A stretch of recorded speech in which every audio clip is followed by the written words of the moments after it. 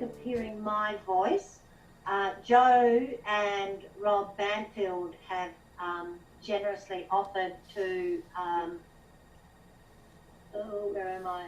to be the main talkers. So I assume that everyone does know where Tasman Island is, but just in case they don't, there it is. And this presentation is also will be up on Facebook, so it's good for our international and mainland who don't know where Tasman Island is, and I'm sure there's a few Tasmanians as well.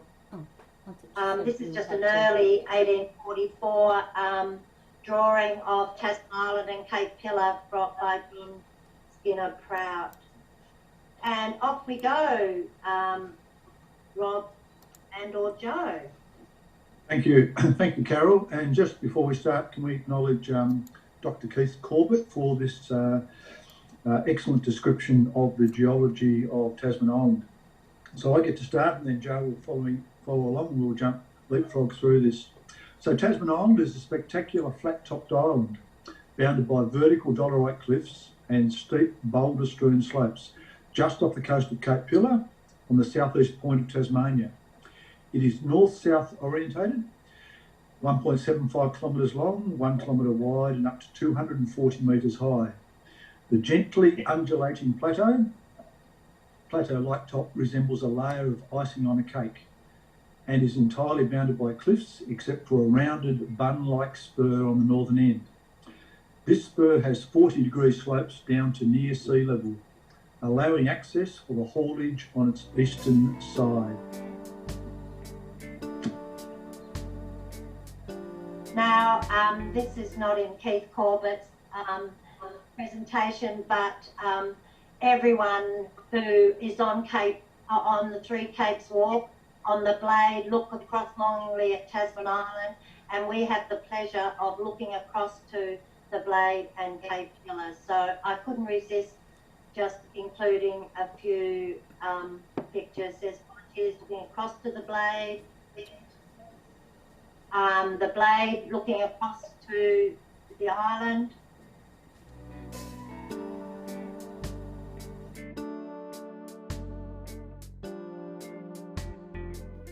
So Cape Pillar, for those people who don't know, it's 300 metres high, the highest sea cliffs in the Southern Hemisphere. And Mike, you'll know what this is, Mike Jenner.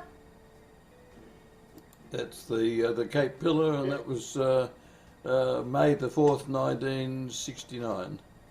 Yeah, it gives you some idea of the scale of Cape Pillar. Okay, geologically, the island is very simple, consisting of Jurassic Dolorite except for a small patch of Permian mudstone at sea level on the northernmost point. The mudstone, about 270 million years old, has prominent horizontal stratification, which contrasts with the pronounced vertical columns of the Dolorite. The Dolorite was intruded as molten magma around about 1100 degrees Celsius into the Permian mudstones across most of eastern Tasmania about 170 million years ago, mainly as thick sheets or sills, 200 to 400 metres thick and about 1 to 2 kilometres below the surface.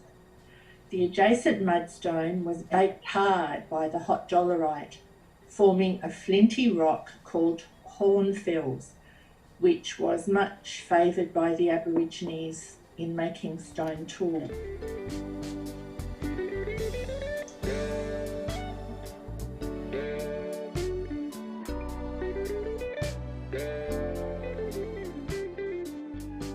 We're doing a sweep of the island. People who know the island will know it well. So we've started at the eastern edge, or the northeastern edge, and now we're heading towards the southeast and out here to the monkeys.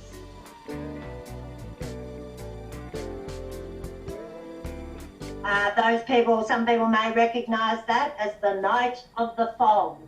the night that people were the Rotary people were marooned on Tasman Island. Fortunately, there were boaty people there to save the day. Everyone who's been on the island is waiting for that rock to fall.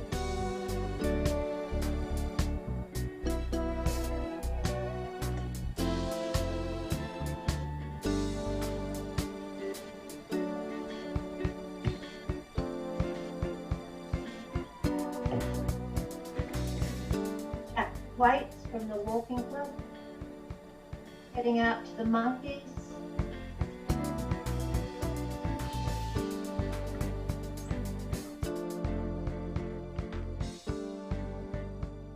Who's that?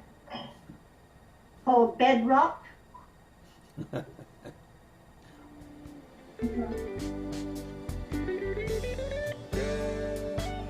The monkeys. Rob, are you ready? Yes, I'm ready. Thank you, Carol.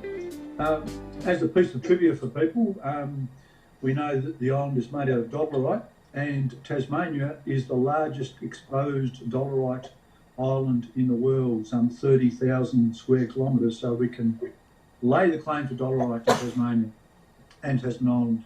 So as this Dolorite cooled, it contracted slightly, forming cooling cracks or joints on a roughly hexagonal pattern, like mud cracks in a drying pond. We're very familiar with these cracks on Tasman Island. These cracks slowly propagated up and down from the margins into the body of magma. And as the sheets were generally horizontal, so the cooling columns became vertical. It is these vertical cracks or columns, partly opened up by weathering, which are now such a prominent feature of Tasman Island, indeed of much of Tasman Peninsula. And as noted earlier on today, some of the highest sea cliffs in Tasmania, in the southern hemisphere, are close to us here, some 300 metres high, and we can see them in some of these pictures right in front of us now.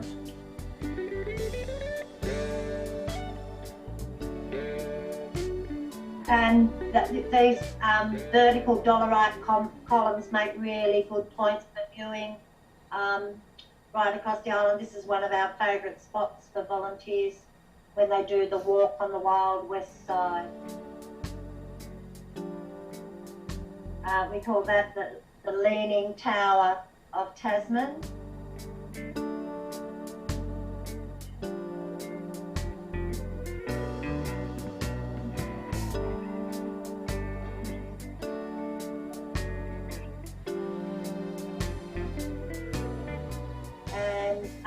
People who have been on the island will recognise that as the base of the zigzag track. And this is looking south from what we have called the Lost World.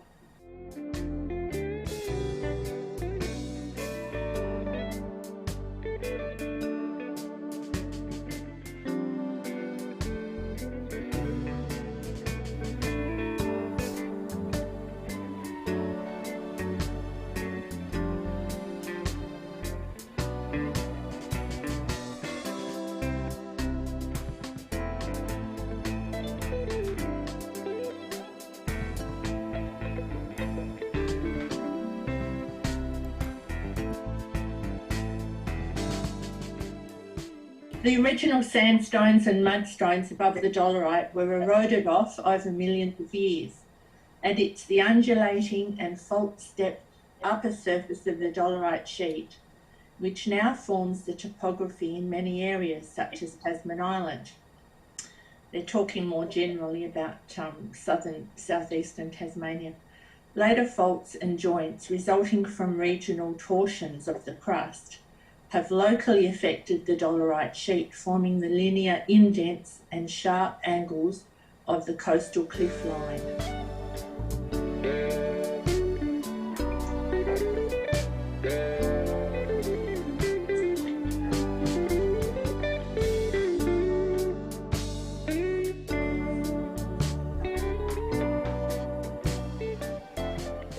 So looking at different parts of the Lost World, which is another one of our little walks after a hard day's yakka on the island. Just to give you some sort of perspective, looking down into the lost world.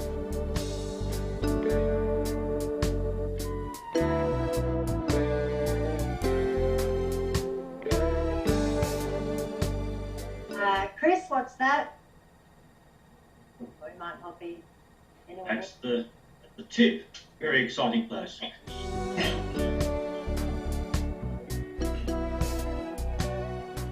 And more of the tip. Must be some very interesting stuff down under all of that undergrowth. I reckon. And now around to the landing.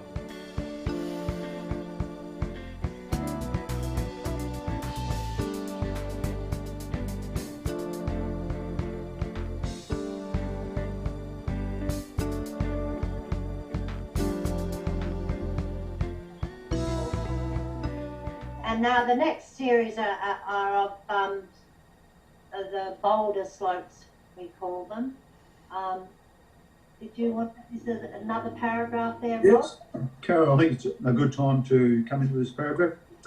So the rises and falls of sea level by several hundred metres during the Pleistocene Ice Age from around 2.7 million years ago aided the erosion which isolated the island and formed a rugged coastline. Higher sea levels would have aided the collapse of the Dolorite columns that we've seen in a lot of these pictures and form the impressive boulder screes which mantle some of the slopes. Deep surface cracks or sinkholes are actually not your classic karst sinkholes, but they're formed where the Dolorite columns have moved apart by slight collapse towards the sea. And some of these sinkholes are extremely deep. Yes, Dad told us one went to the very bottom of the island, just to scare us. These are actually Sam and Richard. These are photos from the feral cat eradication, checking out what's happening. I think with had some sort of antenna where they could work out signals, cat signals. And these are some beautiful close-ups of the columns. And Rob, share with us what you said earlier today about Tassie, you know, what we're looking at in present day is just eroded. Well, there's two other things I'd just like to add. These huge Dolorite intrusions go right around the bottom of our globe. We find them in Antarctica, South Africa and Argentina. So whilst we're the largest Dolorite island in the world, they're in lots of places around the world. And the other thing that interests me a bit is when we stand on top of Tasman Island, if we could go back in geological time, we'd be hundreds of metres underground. We're standing on a highly eroded surface in this little island of ours. So when we stand on the top of Mount Wellington, on the top of Tasman Island, we just need to imagine there's hundreds of metres of erosion that's happened on top to come down to this Dolorite sill, which was a long way underground millions and millions of years ago. And Joe will head off into a bit of dialogue around soil soon.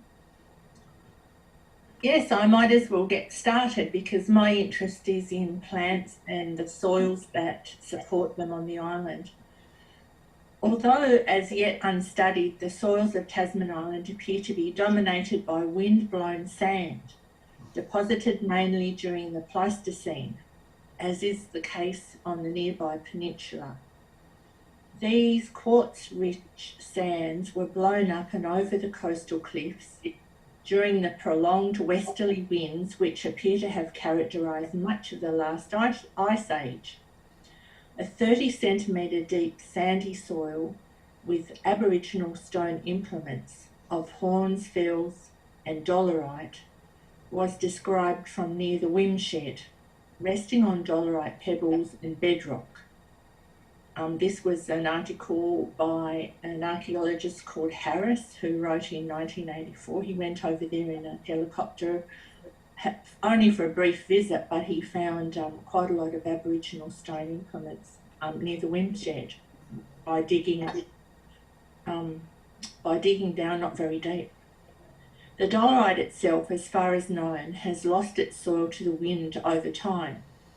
Deeper sandy peat soils are likely to be present over much of the plateau, where there are extensive bird rookeries and where sheep grazing and vegetable gardening were practiced in the past.